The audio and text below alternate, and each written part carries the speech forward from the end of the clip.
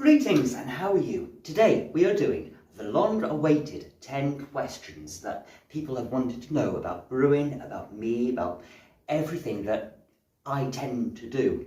And if you stay tuned till the end, there is a bonus question, one that you will laugh at, one that you will get the inside joke about. So stay tuned for that question and answer. It's fantastic. The first question I want to go into is the one that was asked the most, and that is, how's my wife and my son doing? Several people asked that question, and they are doing brilliantly, thank you very much. They're currently on a work trip down to South Wales, to Cardiff, where I'm originally from, because Dee's picking up some award for the charity she works for. So they've gone down for a week to get this charity award for military veterans, something or other. Don't know why I wasn't chosen, but she was. They got there about 1 AM for this award ceremony, and they are having a fine time. It's Ron's first time into Cardiff, so he is seeing the castle and he is seeing all the sights that a big city can offer.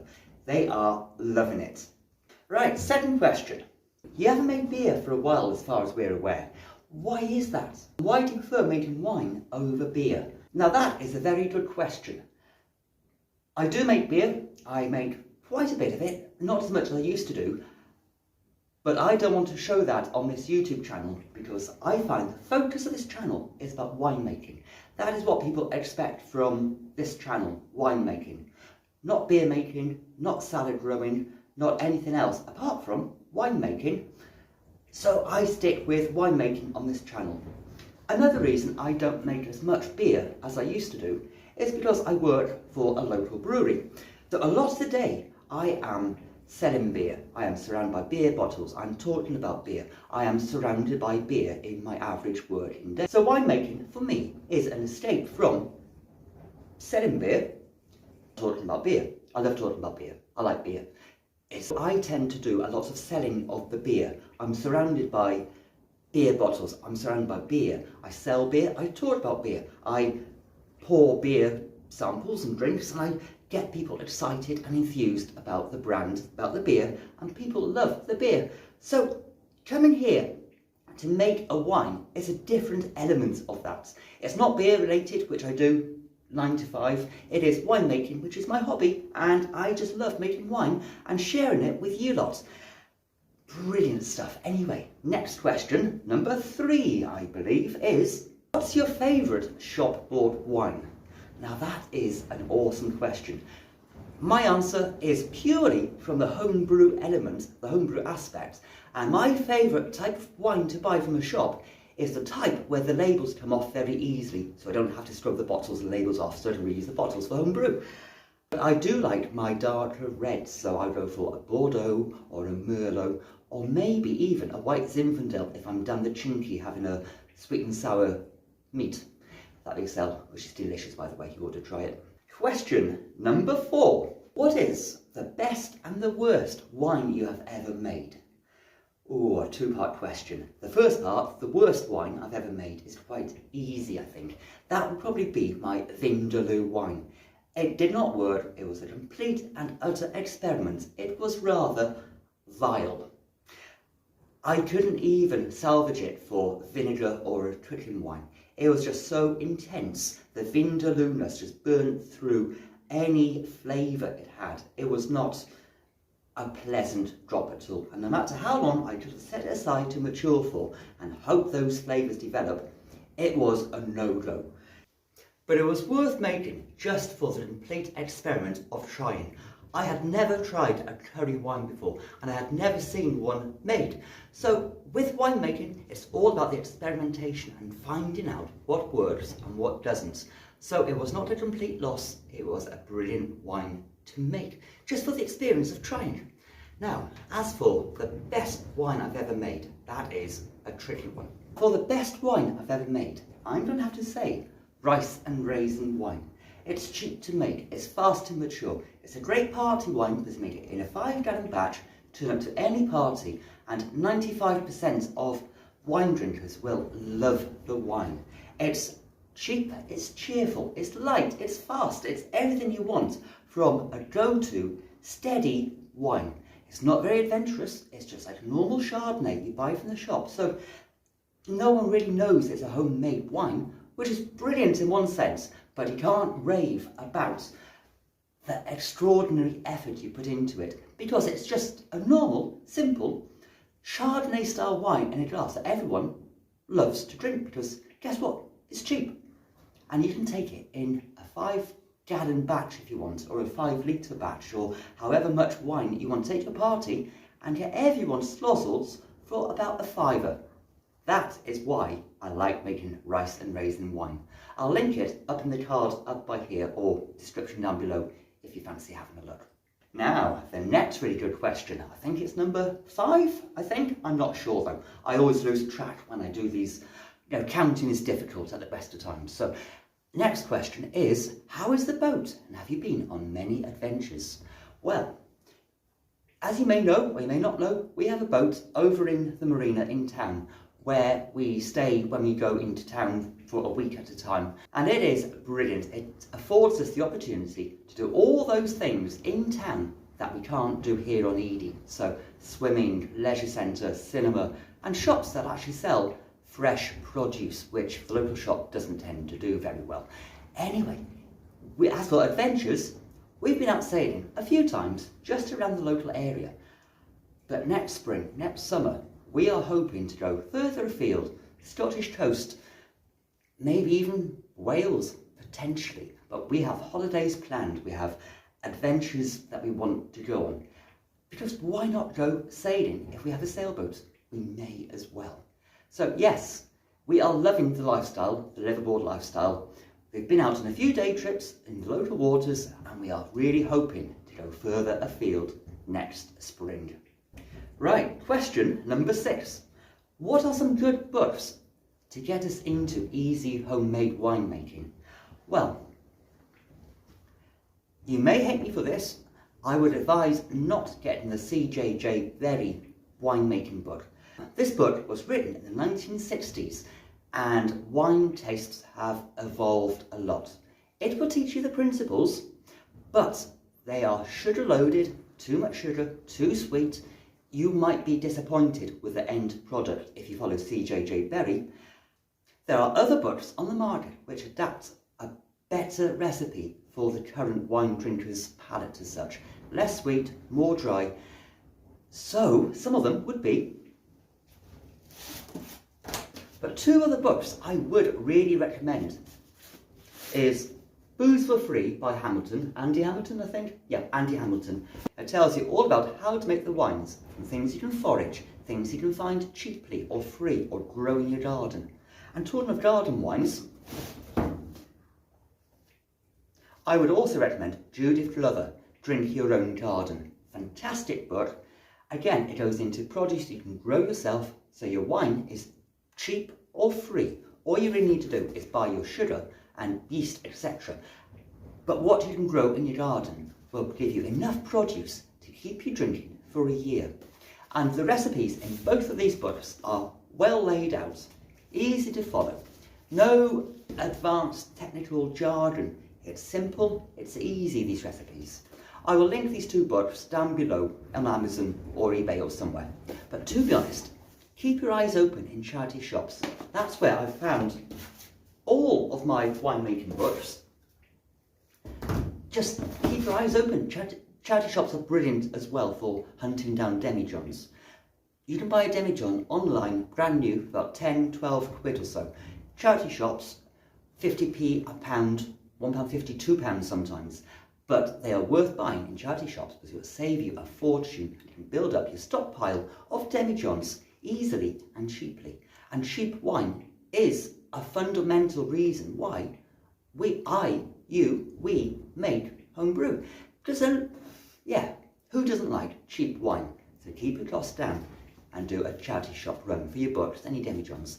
Fantastic. Question number 7 is, bear with me, are you going to write a book? And the answer to that is yes. I have written 6 books to date and published them under a pen name, a nom de plume. They are not wine related, they are on a completely and utterly different subject matter to winemaking, homebrew, nothing related to this channel, to what I do.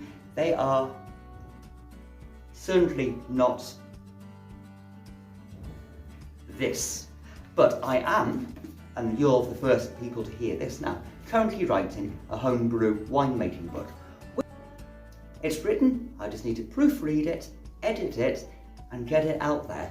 And you'll be the first people to know about it when it's due for public release. So that is awesome. It's on the way. Spring, I'm hoping, maybe before. But that wine book is on the way, which I'm really, really excited about. Right then, question number 8, I think. What are the ingredients for winemaking? Such a simple question, but a brilliant one. And this question does deserve a video on its own, so I might well just make a video to answer that question in its entirety. But the fundamental basics of winemaking, the 3 ingredients you really, really need are sugar, about 1 kilogram per gallon, or 1.2 kilograms per gallon, water, about a gallon, and yeast. If you have these 3 ingredients, that is all.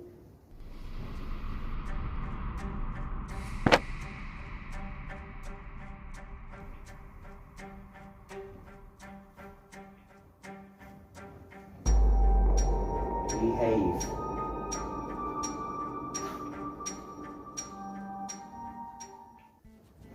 That is, if you have these 3 ingredients, that is all you need to make wine. Water, sugar, and yeast. Then you have your flavourings that give the wineness as such. So it's just not alcoholic water. This could be anything from, now here is an advanced heads up about wines that are coming to the channel in over the next few weeks. Jam. You can add jam to your wine. You can add pineapple juice. You can add coconut juice. Combine the 2 and you have a pina colada style wine coming up very soon. You can add anything that you can grow in the garden that is not poisonous, that is edible. If you can eat it, you can ferment it. You can brew it. And next question. I would like to hear about the pros and cons of wine yeast over baker's yeast. Now, before I move on to the next part of this question, I want to answer about the baker's yeast over wine yeast. Wine yeast has been developed to give the best result for a wine, or a particular style of wine. Baker's yeast is designed to make bread, so baker's yeast will give you a faster carbonation as such. You get bigger bubbles in the dough and less alcohol content, so you have small CO2 coming out of the yeast and less alcohol.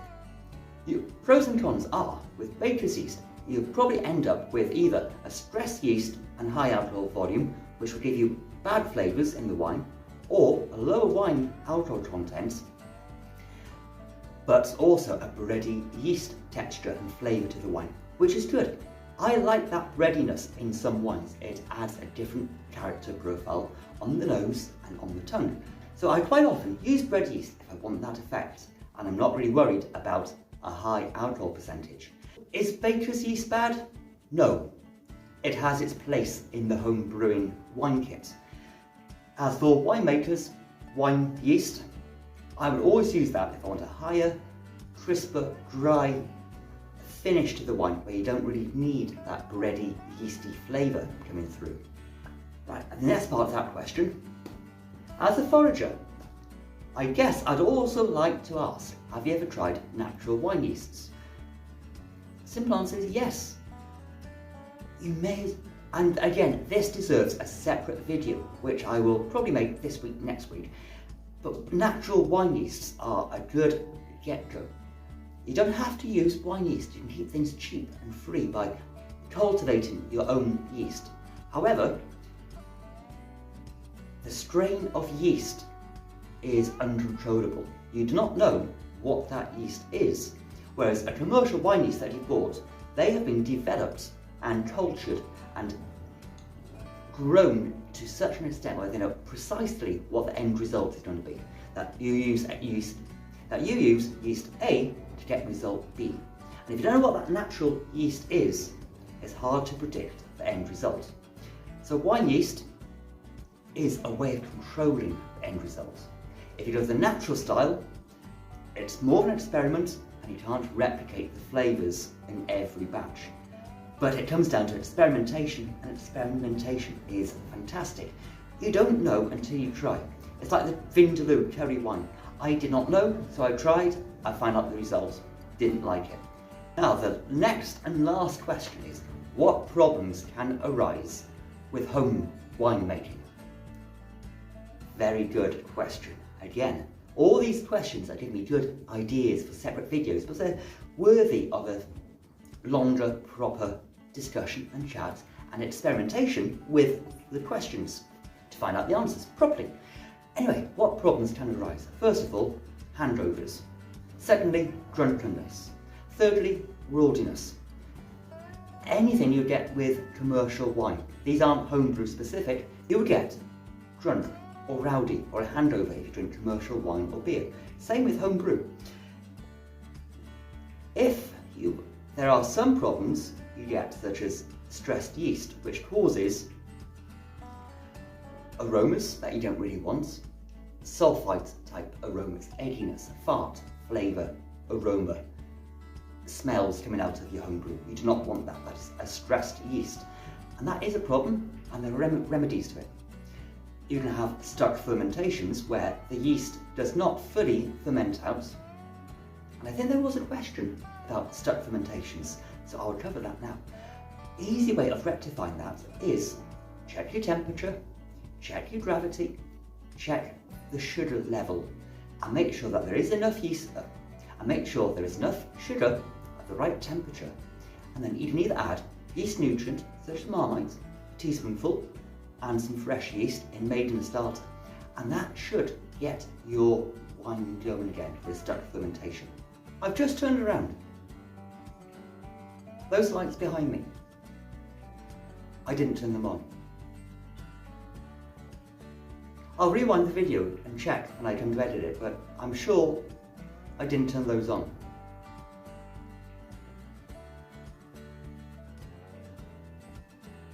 How bizarre. Anyway, stuck fermentations can be a problem, and I will do a video about how to overcome stuck fermentations. Other problems with winemaking. Storage. You need to let your wine mature for a decent while, 3, 6, 9, 12 months longer. So it is a hobby that will overrun your home. You want to keep your wine in the demijohns, in the bottles, and store it somewhere.